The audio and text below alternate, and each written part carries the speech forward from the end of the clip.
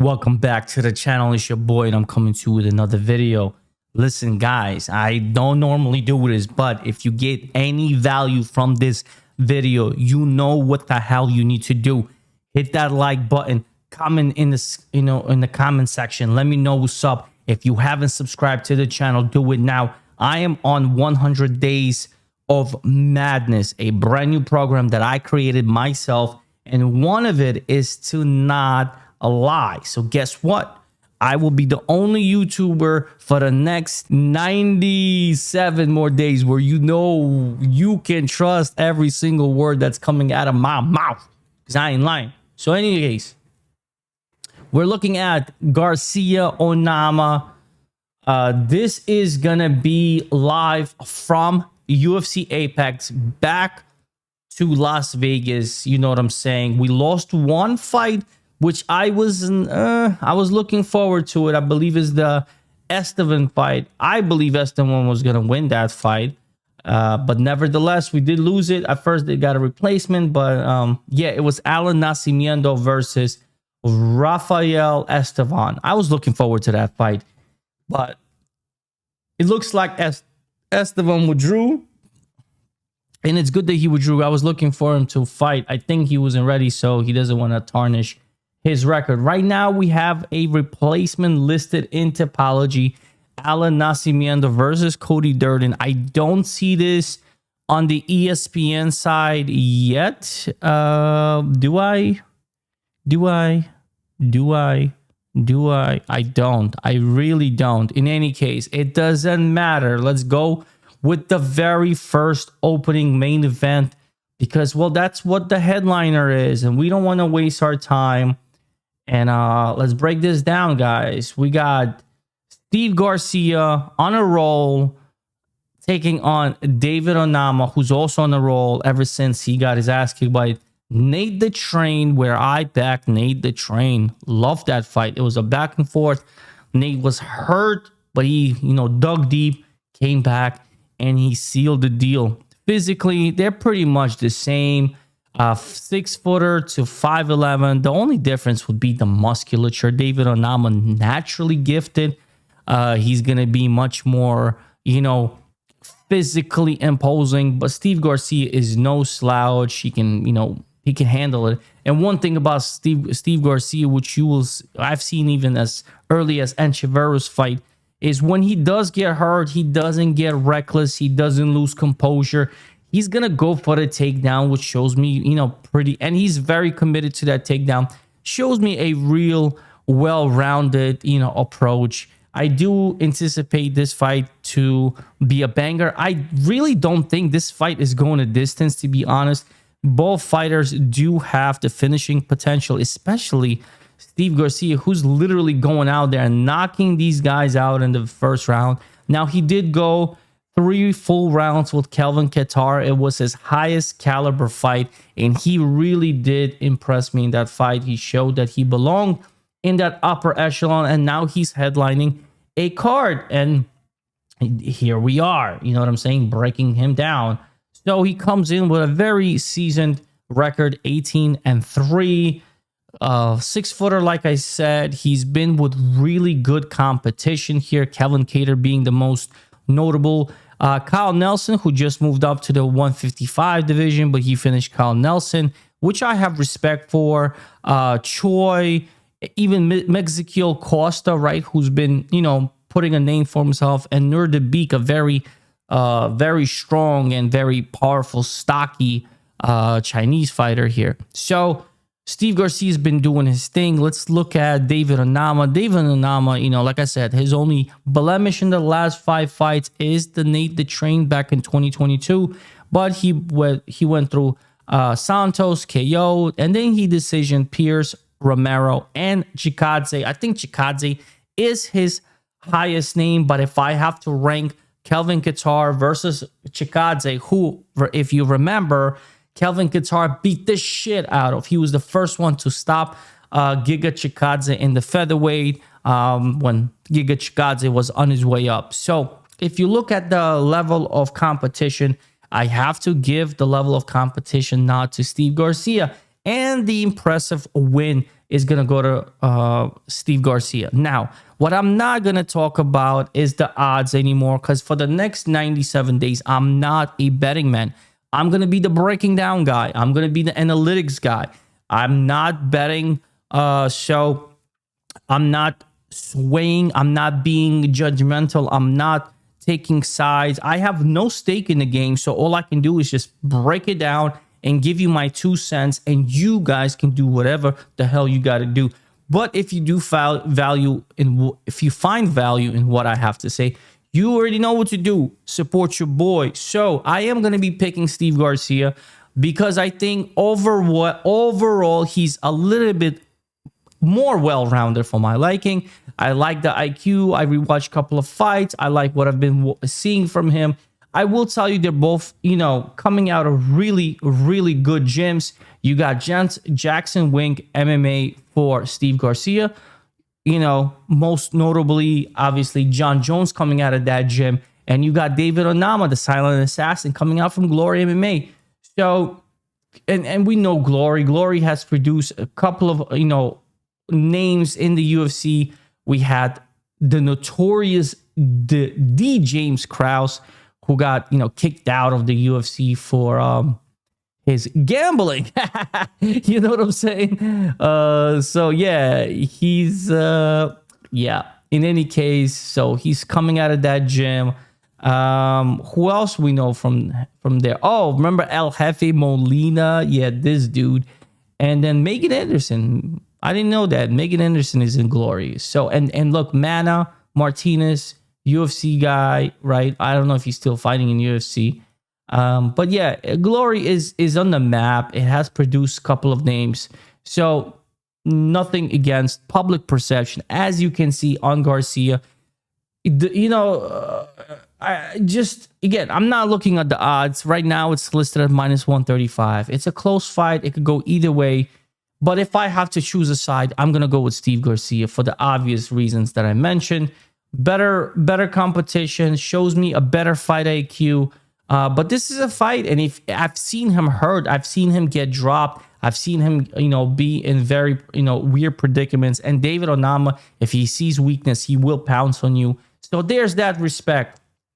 Let's move forward to the co-main event. We got Waldo Cortez, the Salsa boy, taking on Ante Deliga or Delija. I'm not really sure how you really pronounce it. The Walking Trouble, who just fought a month ago. That's why his name sounds very familiar, against Marcin Tybura. And I believe that was his second fight against Tybura, and he avenged his loss. So there's that.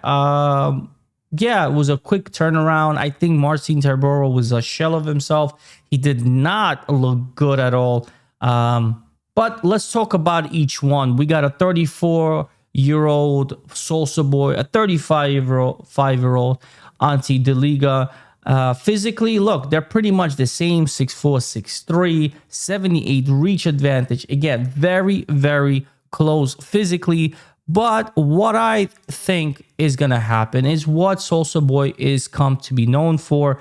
It's his durability, going 3 rounds with Sergey Pavlovich, and really kind of like holding his own, right, against a very, very dangerous fighter like Pavlovich, where, he's been known to knock dudes out. So if you look over here, head strikes, 35-27. Again, this is not like a wide gap, Where Pavlovich really succeeded was the body shots to Waldo. And that's because I think Waldo was just naturally afraid of getting hit in the face, and he was doing what he had to do to defend himself. I don't know how Delija is going to do in the same, and Ante Delija is going to do in the same situation. Now, I've been doubting Salsa Boy for a very long time. I'll be very transparent. I actually picked against Salsa Boy every single time, and I don't know why.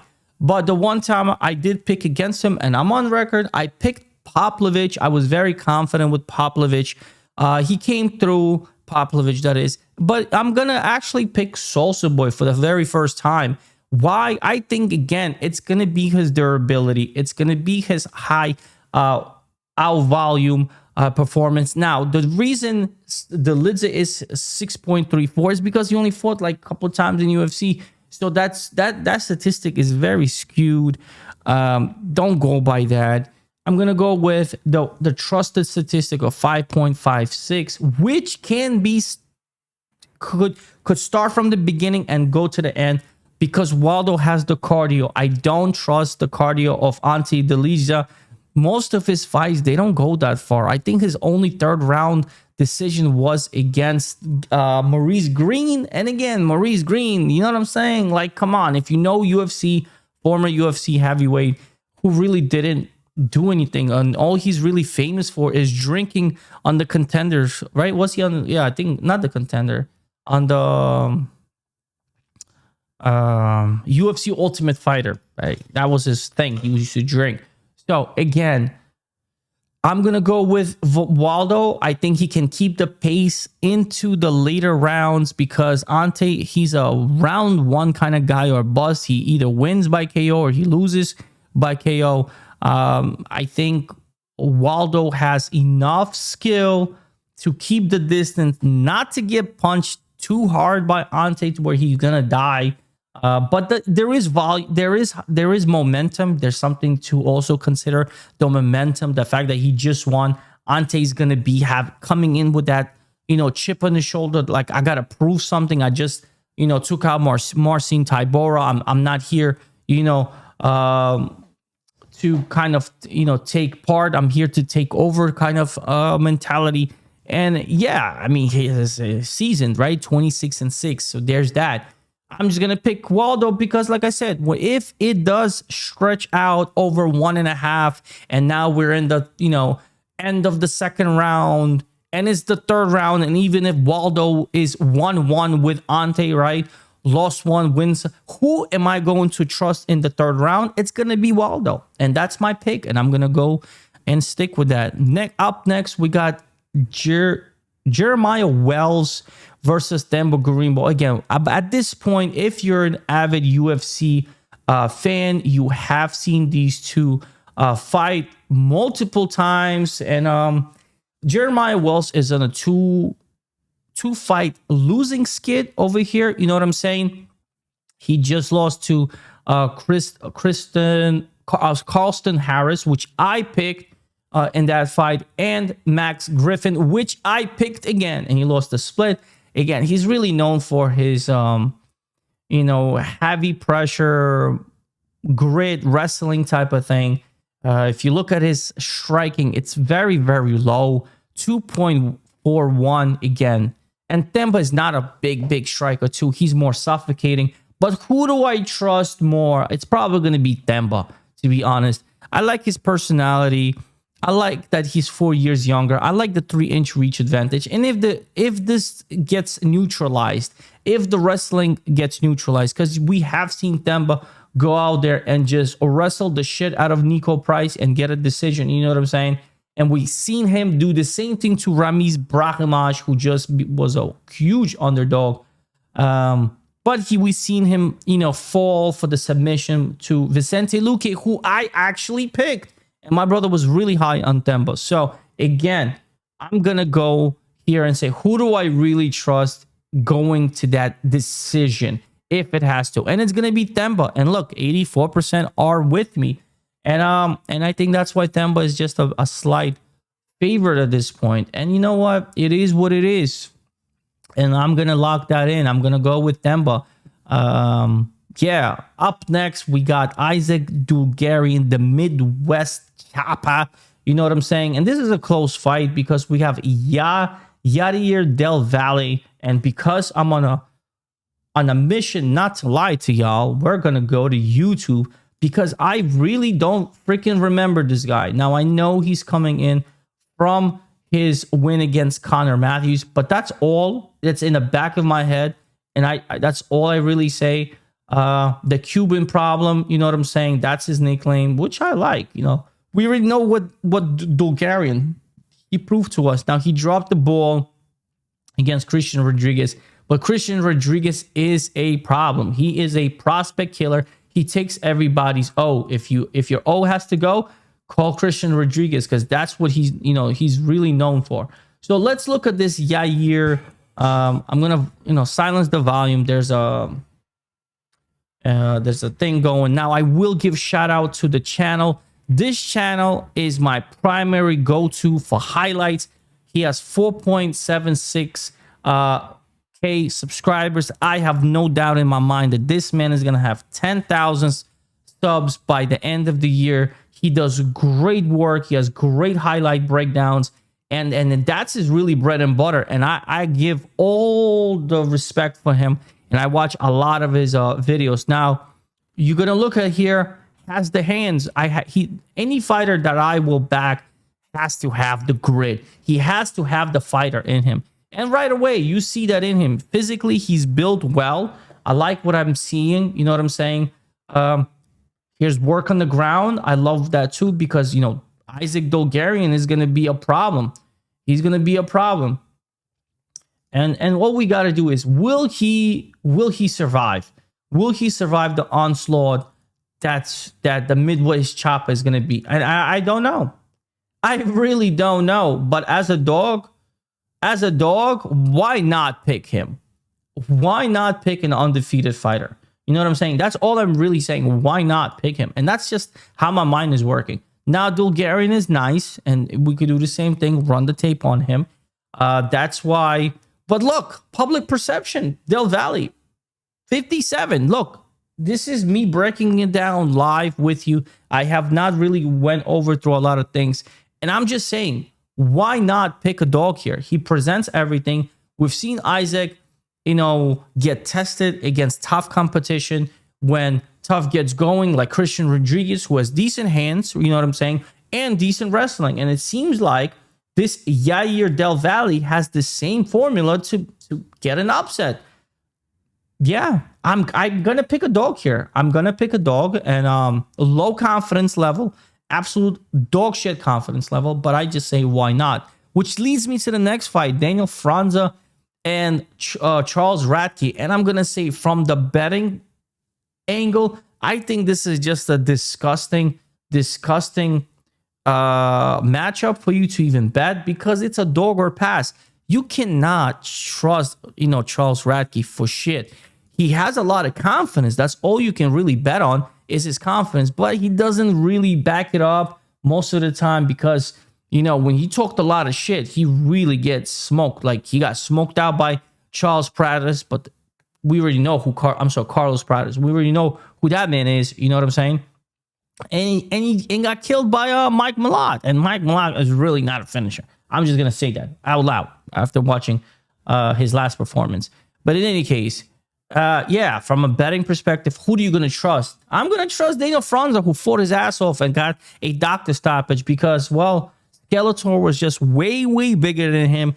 And he used his reach so well that he busted the man's eye and it just closed up. But I saw a dog in him. And guess what? I'm going to trust this dog again, because I just simply don't trust Charles Radke. I'm going to pick Daniel Franza again. And not that. Yeah, I'm just going to pick him. His volume is good. I think he's a semi-good fighter. You know what I'm saying? And I just think Charles Radke ain't shit. So there's that. Go from what I just said, go to that.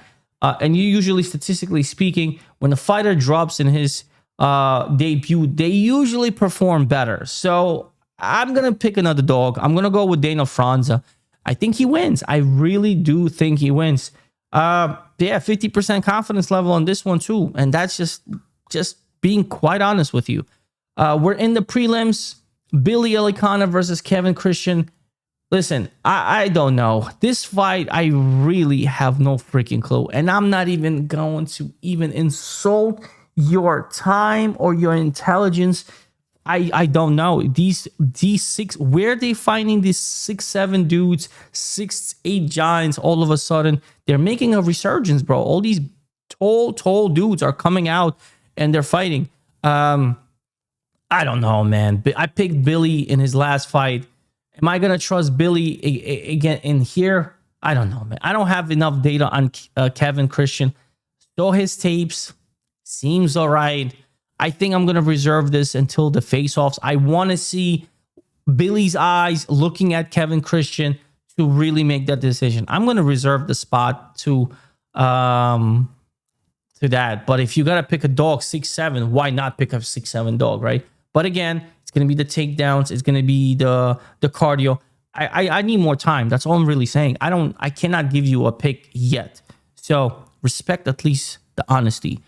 This one, man, I'll tell you the truth, bro. This one, you gotta go with Chong Ho Lee. You just got to. But every time I'm sold on it, I'm like, damn, but Timmy Kwamba, like he impressed me in his last fight. He did. He really, really impressed me last night. Like, he dropped the ball against Oki, split decision. Oki's a very, very powerful guy, but gasses out. Almeida, you know what I'm saying? We already know what Almeida's about. He just came out as a dog against Aswell. Oh, no, he wasn't a dog. I think it doesn't matter. Yeah, Almeida came out, did his thing. Maybe he was a dog. I don't remember. But yeah. So going back, he impressed me in his last fight against Romero. He did a good job. And Romero is no slouch. Like, he fights. You know what I'm saying? He really fights. So he came out there, put the pressure on him and finished him in the second round. So I like what I saw from Timmy Kwamba. So again, every time I'm sold and I want to pick Lee, I get a funny feeling on Timmy Kwamba. It's going to be another one. I'm going to say, listen, let me wait. Let me see the face-offs. I don't know. Face-offs really do tell me everything. I want to see the scale, how they're going to look, how they're going to size up physically. And then I'm really going to run another video and let you know. So I don't know. Okay, Dante Johnson versus Cedriques. Listen, this one, I'm going to keep it simple. I don't feel confident on Cedriques Dumas. I've never felt confident. And this number is just the first thing that popped out. 14 strikes landed per minute. I'm going to take Dante Johnson. And not only am I going to take Dante Johnson, I'm going to take Dante Johnson by knockout. And that's it. That's all I'm going to say. Because you know why? We could run the tape on Dante Johnson. We should actually run the tape on Dante Johnson because all his wins are by KO. The man finished every single fighter with a knockout in the first round. So that's all you really got to know. And we're going to ride that wave. Dante Johnson is a physical specimen. He's 26 years old, a little bit smaller for my liking. You know what I'm saying? If this man was a 5'11" type of dude, a 6-footer, a middleweight, he would have been a problem. So, I think eventually that's going to, the physicality is going to come up to him. I would probably encourage him to consider going to a welterweight and as soon as possible. But nevertheless, he's making his debut against Cedriques Dante Johnson MMA highlights. Let's see. Yeah, right here. Let's go. This dude, man. This dude. That's all you really got to understand. Like I said, I think his conditioning is going to be problem moving forward as he moves up with the skill levels. Fighting bums like that, he's going to look like this savage, right? That's what he's going to look like. That's all you really got to look. I feel like if he really hones his diet and just really masters the craft, I feel like he should be a welterweight. 5'8" welterweight would serve him justice. He can definitely bring that power down and just run havoc. You know what I'm saying? In the middleweight, there's some killers out there, and I feel like it's gonna catch up to him because look, he's not in the best shape. In some of his fights, look, he's looking very soft and pudgy over here. I'm just saying. Again, this could be regionals. You know what I'm saying? Powerful guy, knocking dudes out. Look. He's definitely not a middleweight over here. You know what I'm saying? Light heavyweight prospect. Did he ever fight at light heavyweight? Because that would have been sick. That would be so sick. Light heavyweight. Yeah, he definitely fought at light heavyweight. This man fought at light heavyweight. Lord have mercy. So he came down to middleweight. I love that. Okay, fine. Okay, I take back everything I just said. Like I said, oh man, I got more respect for you, Lockjaw. So let's go with Lockjaw by knockout. He's gonna knock out Cedricus because Cedricus is hittable as shit. Um, wow. So he definitely fought at 209. So he's going to be coming down to middleweight. This is going to be, a very disciplined Dante Johnson. You know what? I told myself I'm not going to look at odds. Let me see if there are odds. They're going to be crazy then, right? There has to be crazy. They just have to be.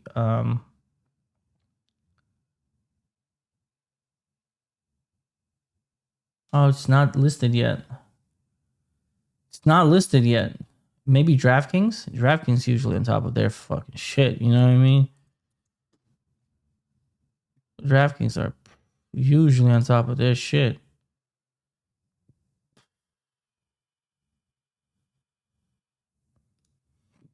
Oh, they're not letting me? Can I just visit? There you go. They want me to log in. I don't want to log in because if I log in, I'm gonna start betting, and I don't want to bet. Let's see. Yo, there is a line minus 335. So yeah, that's pretty much. This is where it is. The over under is already at 1.5 minus 200 under.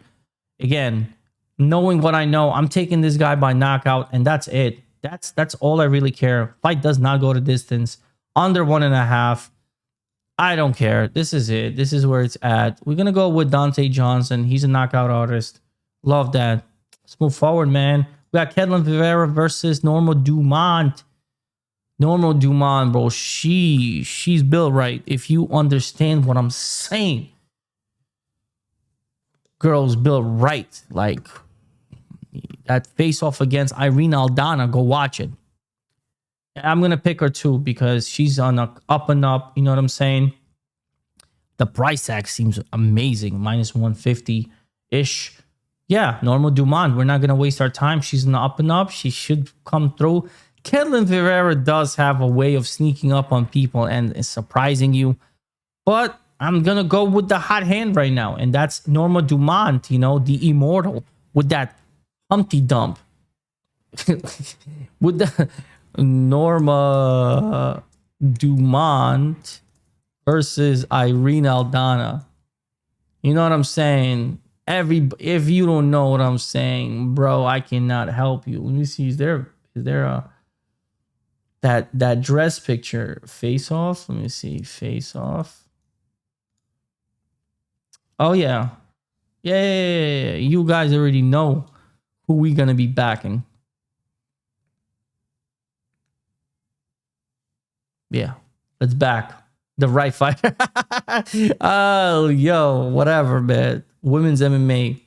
Let's move forward, y'all. Another women's MMA fight. And yo, this one is this one. If you consider betting on this fight, I really want you to take out your phone and call 1-800-GAMBLING or Gambler because you need help. If you're going to bet this fight, you need help because there's no way in hell is Alice Ardeline minus 400. I mean, it's not going to happen. 82%. This is the biggest apple pie shit I've ever seen. And we've seen this with Amorim last week.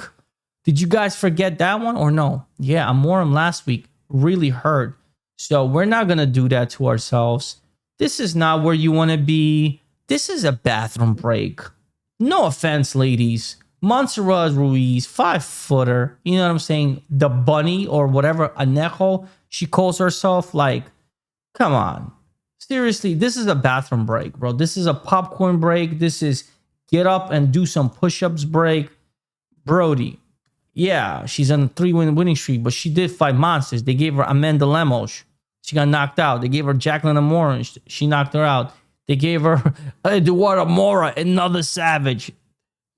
I feel like now they're giving her a very winnable fight. No disrespect to this lady, but she has not, losing a split decision to Shauna Bannon because play the dividends today, you know. I mean, on Saturday, Montserrat could get us with decision. Yeah, there's no way minus 400 on this lady. Get out of here, bro. This is a good scrap, y'all. Good scrap alert. Phil Rowe, he's always the Fresh Prince. He's always there. Jason, go back to watching this fight. Jason Witt fight. You know, we saw some. Nico Price knockout. I did not expect that. That's when I respected him. Neil Magny split. Bro, dog fight. You know what I'm saying? Jake Matthews decision gave him the business. And Ange Rosa just got a nod. I'm gonna go with the dog here. Phil Rowe. I have to. The physicality is stupendous. You know what I'm saying? And it has been proving the dividend. So let's look at it closer. We got Phil Rowe versus Si Young Ko. The striking advantage is clear as day, man. 4-3. And look at that reach, bro. You got almost 9 inches of reach, bro. That's like 2 freaking knuckles, bro. By the time he does a jab, pow, pow, pow. You know what I mean? Like, he's just gonna be going down, pow. The only real thing, the only real threat is gonna be the takedown. That's it. But we've seen Phil Rowe in those situations. We've seen him do his best against the takedowns. So if he gets the stops, Phil Rowe is gonna win this fight. If he gets the stops, he should absolutely walk Ko. But Ko, speaking of Ko, this man really took a shit on everybody. Why? Because he took out Oben Elliott, and everybody was on Oben Elliott. I remember breaking down that fight. I was on Oben Elliott. I was like, who the hell is Ko? A lot of these big gambling experts, were on Ko. 93% of people were on. They were on Elliott. 93% of people were on Elliott, and Ko came out with that 7%. It's like, yeah, shit on you. That's exactly what he did. So I do respect him. I do respect him for that, and he does have the that ability to grind out a win. I don't know, man. I feel like Rowe is battle tested. He's really been there. The age just scares me a little bit, but I feel like Styles makes fights, and as long as he can and we've seen it now, right? We've been watching that even if you get the takedowns, if you're not doing work, it might not count. So if he's active, he might sneak out a win. Because let me just see something. Let's see. I mean, yeah, he actually was very active from the ground control. 10 minutes of ground control against Oben Elliott. This man didn't do shit. 6-9. So that's where it's at. Okay. We're just gonna hope that Phil Rowe has enough, man, to stop the takedowns, and he should win this fight. And we got one more to go. We have Talita Alenkar taking on Ariana Carnelossi. What can I tell you? Carnelossi is a smaller fighter, but Talita is also kind of small. You know what I'm saying? The pick is Ariana Carnelossi. I don't freaking understand. What did Talita do to deserve a 2-1 recognition as a favorite? Like, what did she do? You know what I'm saying? She lost against Stephanie Luciano, got a draw against her. Then, what did she do? Ryan Dos Santos? Vanessa Demopoulos? Really? That's what you're going to give me? Listen, this lady build like craziness. So if she can semi stop Talita's takedown aggression, just semi, doesn't need to do a lot here. And look, Carnelossi, 57%. I didn't look at this number. People are thinking like me. There's so much value, and there's so many dogs here. Woof, woof. Who let the dogs up? Who. Yeah, man, Carnelossi, I gotta go with her. She is very aggressive. Dropped the ball a couple of times. The inactivity level scares me, but 32 years of age, younger fighter. She looks bigger muscles than me, so I don't know what she's on. Even this picture tells you that this lady is like mad muscular, bro. So I gotta go. Let me see the Let me see the best fighting odds right now. Give me a sec. Let's go together. Open up at plus 230. She's now 186. Money's coming in, boys and girls, on her. Let me put myself, sorry, right here. There you go. There's a chart. Numbers don't lie. In 2 days, it got watered down. Don't be absolutely surprised if this becomes an even fight. But there's definitely dog value on Ariane. That's a sprinkle play. Don't put your house on it. It's a very first fight of the night. It's the very first. So please be careful, guys. Absolutely be careful. That's my picks. That's my thoughts. That's my raw, natural thoughts. If you like this video, if you understand what I'm about now, you're going to hit that smash, subscribe, comment down below, join me in the streams. I'll definitely do one more video Friday after the face-offs. You know what I'm saying? There's no ceremonial in the Apex, but they're definitely going to do face-offs post weigh-in. And I'm going to give you guys my final picks and predictions. And then, I wish you good luck. You know what I'm saying? But yeah, that's it, y'all. That's all I got to say. That's all I got to say. Carnelossi for the W. And Steve Garcia for the W. Waldo for the W. Themba for the W. Yair Del Valle, dog potential. Franza, dog potential. Billy Kana, we're going to reserve to come back. Timmy Kwamba, Chang Ho Lee come back. Dante Johnson by knockout under 1.5. Norma Dumont, we're going to back that fighter. Feel me? And absolutely not on Alice. Come on now. Phil Rowe, you know what I'm saying. And then Ariana, who let the dogs out? Woo, woo, woo.